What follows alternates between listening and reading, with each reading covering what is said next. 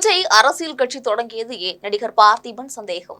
தமிழ் சினிமாவுல உச்ச நட்சத்திரமான நடிகர் விஜய் தன்னுடைய சினிமா வாழ்க்கைக்கு முற்றுப்புள்ளி வைத்துவிட்டு தமிழக வெற்றி கழகம் என்ற புதிய அரசியல் கட்சியை தொடங்கியிருக்கிறார்.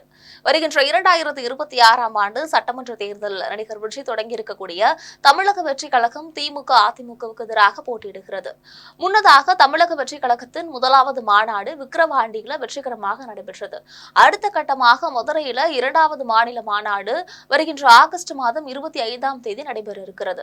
நடிகர் விஜய் தொடங்கியுள்ள தமிழக வெற்றி கழகம் குறித்து பல்வேறு அரசியல் தலைவர்களும் அதே சமயத்துல சினிமா நடிகர்கள் நடிகைகள் உட்பட இயக்குநர்களும் தங்களுடைய கருத்துக்களை தெரிவித்து வந்துட்டு இருக்காங்க.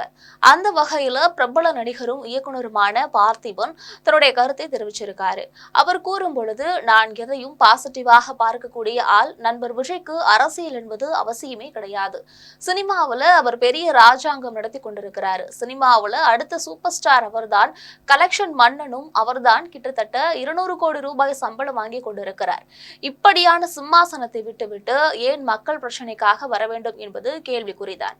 அப்படியெனில் அவர் ஏதோ நல்லது செய்ய வேண்டும் என்று விருப்பப்படுகிறார். எனவே அவரை இப்போதை தடுப்பதற்கு பதில் சப்போர்ட் செய்யலாம். இங்கு மாற்றம் மட்டுமே மாறாதது.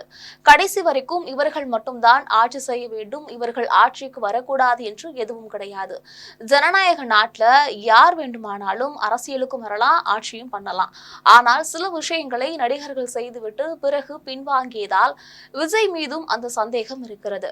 மாற்றம் குறித்து பேசுவார்கள், ஆனால் அதில் அவர்கள் உறுதியாக நிற்பார்களா என்ற கேள்விதான் அனைவருக்குமே சந்தேகத்தை எழுப்பிட்டு இருக்கு. நடிகர் விஜய் இதை தவிர்த்து அரசியலில் நல்ல முனைப்போடு செயல்பட வேண்டும் என்பதுதான் எதிர்பார்ப்பாக இருக்கிறது என கூறியிருக்காரு.